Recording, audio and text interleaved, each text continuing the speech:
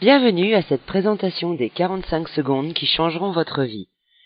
Si vous avez déjà réfléchi à ce à quoi pourrait ressembler votre vie, vous avez sans doute déjà cherché des moyens qui vous permettraient de la prendre enfin en main.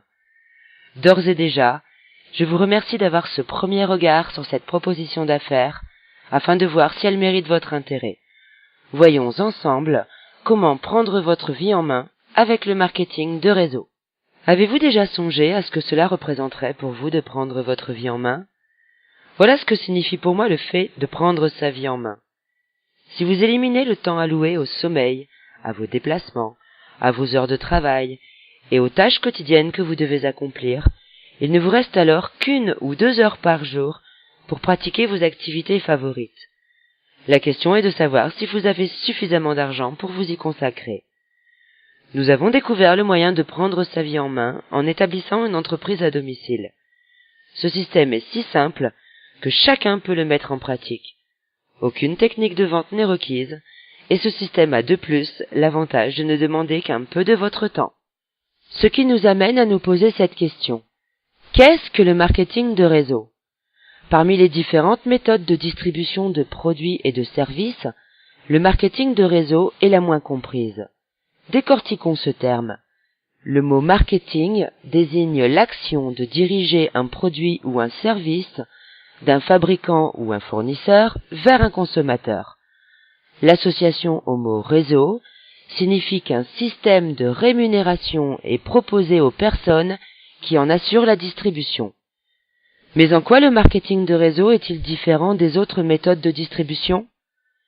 Il n'existe en réalité que 3 méthodes fondamentales de distribution de produits. La première, la plus courante, c'est la vente au détail. Le consommateur se rend dans un magasin pour acheter des produits. La deuxième, également connue, c'est la vente directe. Les produits sont présentés et vendus aux consommateurs à domicile, le plus souvent sous forme de réunion. Et enfin la troisième méthode, beaucoup moins connue, qui est le marketing de réseau. La distribution des produits s'effectue par le biais d'un réseau de distributeurs qui les consomment, les partagent avec leurs amis, leurs voisins et leurs proches, mais ne vendent que très peu au détail. En pleine croissance depuis une petite 60aine d'années, le marketing de réseau est promis à un essor gigantesque au cours du XXIe siècle. Soyez-y attentifs. Prenons un instant pour éclaircir un point très important.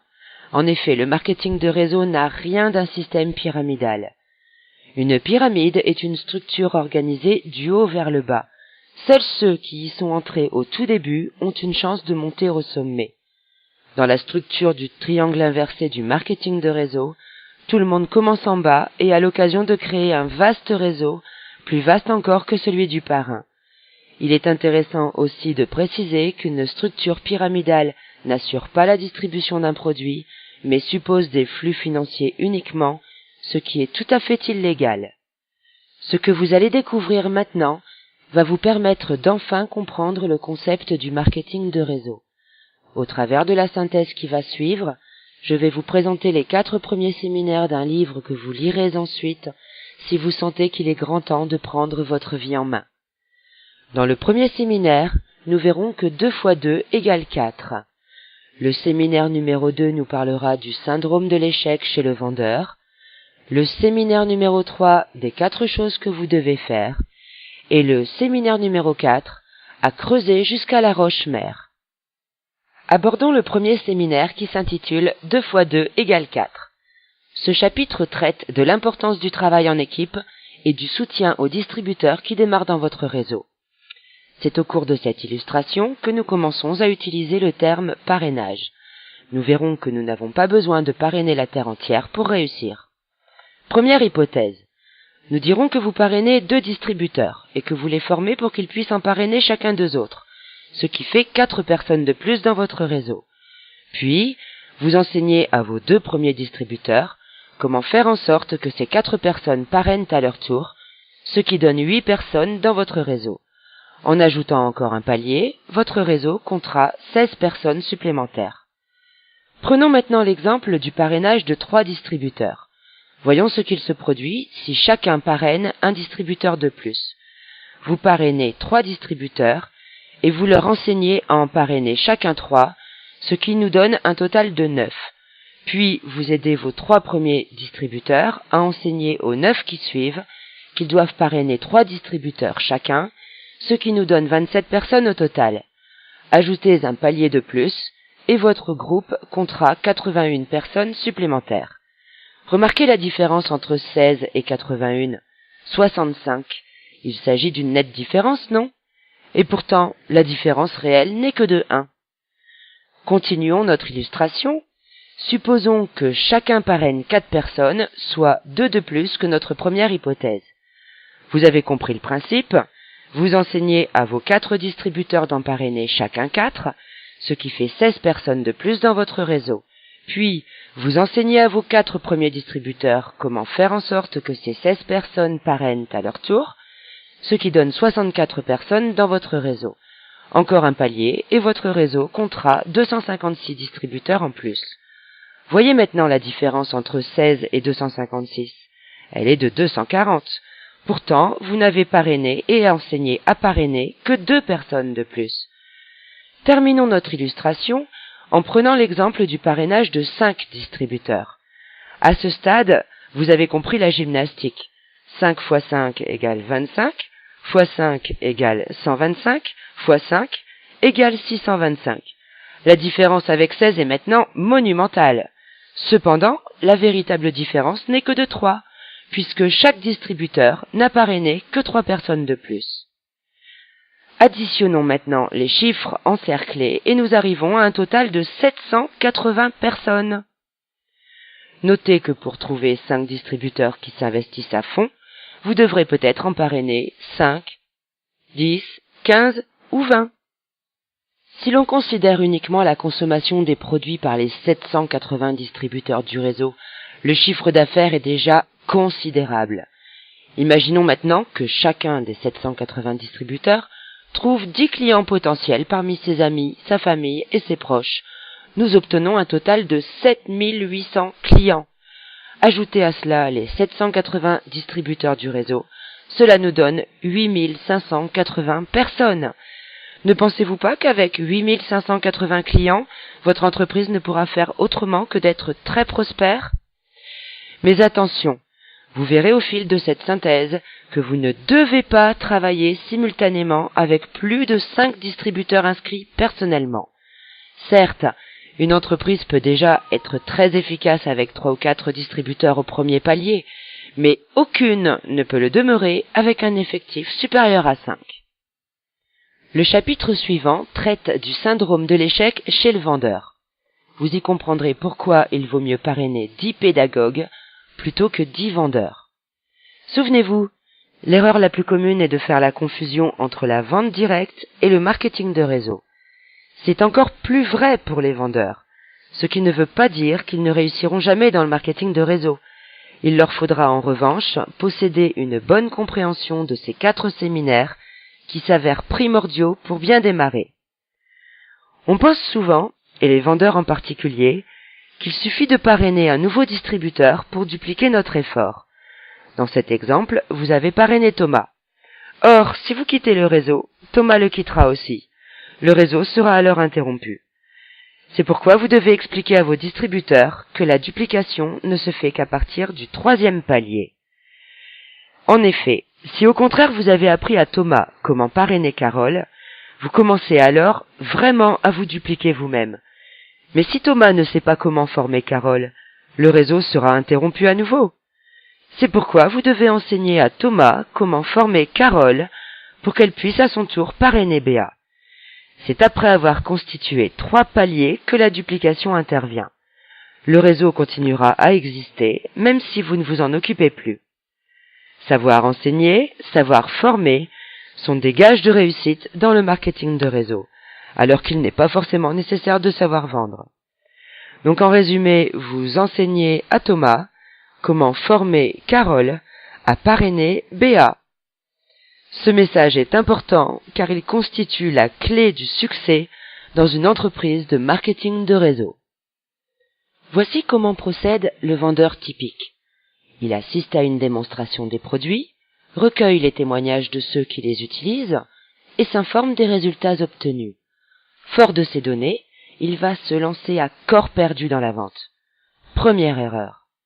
Lorsque vous lui expliquez que pour réussir, il doit parrainer des distributeurs, il met alors toute son énergie dans le parrainage. Deuxième erreur. Ce parrainage à la chaîne va générer autant d'abandons que de nouvelles candidatures. Pourquoi ?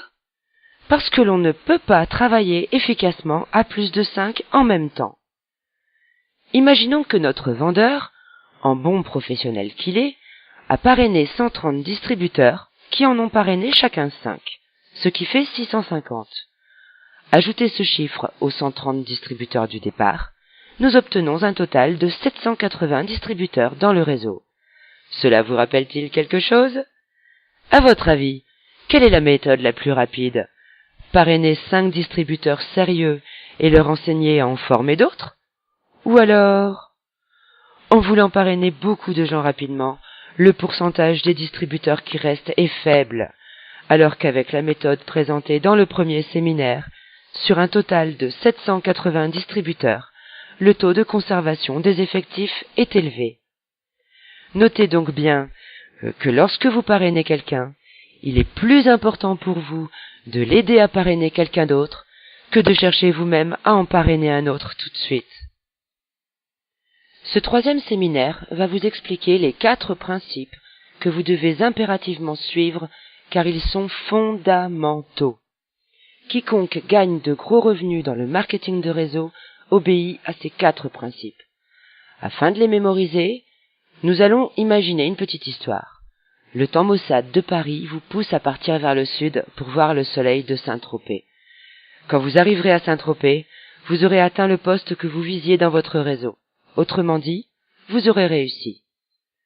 Le premier principe. Donc la première chose que vous devez faire est de monter dans votre voiture et de démarrer. Dans le marketing de réseau, personne n'a jamais réussi sans avoir démarré. Le capital de démarrage peut se situer entre 50, 100 ou même 500 € selon l'entreprise. Deuxième principe. Puisque vous partez en voyage, vous allez devoir acheter de l'essence, de l'huile, bref, des fournitures qu'il vous faudra remplacer à plusieurs reprises. Dans le marketing de réseau, vous utiliserez encore et encore les produits de l'entreprise que vous représentez. D'ailleurs, la plupart des entreprises de marketing de réseau vendent des produits de consommation courante. Le troisième principe. Donc la troisième chose que vous devez absolument faire est de passer en 4e vitesse. En effet, vous n'avancerez pas tant que vous resterez au point mort. Dans le marketing de réseau, pour passer à la vitesse supérieure, il vous faut parrainer quelqu'un. Lorsque vous parrainez, vous passez en première vitesse. Votre nouveau distributeur parraine à son tour, vous passez en seconde. Et ainsi de suite, jusqu'à passer la 4e vitesse. 4e et dernier principe. Au cours du voyage et à votre arrivée, vous partagerez les produits que vous distribuez. C'est-à-dire qu'en général, c'est à ce moment qu'intervient la vente au détail. Si vous avez compris qu'il vaut mieux oublier l'étape numéro 4, c'est-à-dire la vente au détail, que zapper la numéro 3, c'est-à-dire passer en 4e vitesse, vous aurez acquis les réflexes du parfait distributeur de marketing de réseau. Notez toute l'importance du parrainage. Vous devez, dès le début, faire entrer à jamais le chiffre 5 dans votre esprit, ainsi que dans l'esprit de votre futur distributeur. Ne cherchez pas des gens qui veulent vendre. Cherchez des personnes qui veulent gagner 1000, 2000 ou 3000 € de plus par mois, sans avoir à aller travailler tous les jours. Tout le monde aimerait avoir ce genre de revenu par mois. Expliquez simplement au futur distributeur qu'il devra y consacrer 5 à 10 heures par semaine s'il souhaite constituer son réseau. Rappelez-vous, la boîte de vitesse n'est pas automatique. Ne pensez surtout pas que vous êtes incapable d'enseigner à quelqu'un ce que vous apprenez au fil de ces pages. Mais d'ailleurs, vous n'aurez pas à le faire tout de suite. Votre parrain vous aidera le temps que vous en connaissiez suffisamment pour bien enseigner. Son rôle est de vous soutenir et de vous former. Si ce travail donnait lieu à un examen, et si vous deviez répéter vos leçons 5, 6 ou même 10 fois pour espérer gagner 12 000 € au bout d'un an, hésiteriez-vous à investir 5 ou 10 heures par semaine pour arriver à ce résultat? Donc en résumé, première étape, vous montez et vous démarrez. Deuxième étape, vous utilisez les produits. Troisième étape, vous passez à la vitesse supérieure. Et enfin, quatrième étape, vous partagez avec vos amis. Le quatrième séminaire a pour but de vous expliquer pourquoi il faut travailler en profondeur, c'est-à-dire creuser jusqu'à la roche-mère. Il est fréquent que des distributeurs qui viennent d'entrer dans un réseau regardent courir ceux qui sont dans le peloton de tête et pensent qu'ils ne les rattraperont jamais. Détrompez-vous, comme il n'y a pas de ligne d'arrivée dans une course de marketing de réseau, tout le monde peut gagner. Prenez l'exemple d'un gratte-ciel en chantier. On dirait qu'il faut une éternité avant de voir le bâtiment prendre forme. Mais une fois les fondations en place, on a l'impression qu'il grimpe d'un étage par semaine tellement la construction progresse vite. Imaginez-vous que ce gratte-ciel représente votre réseau tel qu'il sera un jour. Au début, vous allez creuser les fondations à la pelle, ça prend du temps. Mais au fur et à mesure que vous allez aider vos distributeurs à parrainer, vous aurez besoin d'un bulldozer. Avant d'arriver au troisième palier, vu que vous atteignez la roche-mère, la tâche devient vraiment difficile et il vous faut une pelle mécanique. Mais à l'instant où vous atteignez le troisième palier, vous pouvez enfin commencer à construire en hauteur. Quand vous serez parvenu au quatrième palier, votre réseau commencera à avoir de l'ampleur. À partir de cet instant, votre édifice va s'élever rapidement. Donc si après plusieurs mois rien ne se produit, ne vous découragez pas. C'est que les fondations sont encore en construction. Par pitié, ne faites pas comme le chercheur d'or qui creuse pendant des mois sans rien trouver et qui abandonne alors qu'il se trouve à quelques centimètres d'un filon important. Pour conclure, le secret du succès dans le marketing de réseau consiste à enseigner la réussite aux autres. Un bon distributeur ne doit pas se préoccuper de son propre revenu, mais plutôt se concentrer sur la formation des distributeurs et sur le travail d'équipe. Mais cela prend du temps, car avant de pouvoir former les autres, vous devez vous-même avoir appris ce qu'il faut faire. Vous devez donc prendre l'engagement de retourner à l'école 5 à 10 heures par semaine pour vous familiariser avec l'entreprise. Ce qu'il vous faut vraiment pour réussir dans le marketing de réseau se résume en 2 phrases. Faites-vous des amis si vous n'en avez pas encore, et faites connaissance avec les amis de vos amis. Les 10 séminaires du livre 45 secondes de Don Failla sont reliés ensemble. Les chapitres qui suivent répondront aux questions que vous vous posez peut-être en ce moment. Demandez à la personne qui vous a invité à cette synthèse de vous prêter ce livre pour que vous puissiez le lire en entier. Demandez-lui également de vous parler de l'entreprise qu'elle représente, des produits qu'elle distribue, de la méthode de marketing qu'elle utilise et des outils qu'elle fournit. Il y a fort à parier que vous apprécierez la qualité des produits ainsi que la proposition d'affaires qui y est assortie pour que vous puissiez prendre votre vie en main. Merci beaucoup pour votre attention.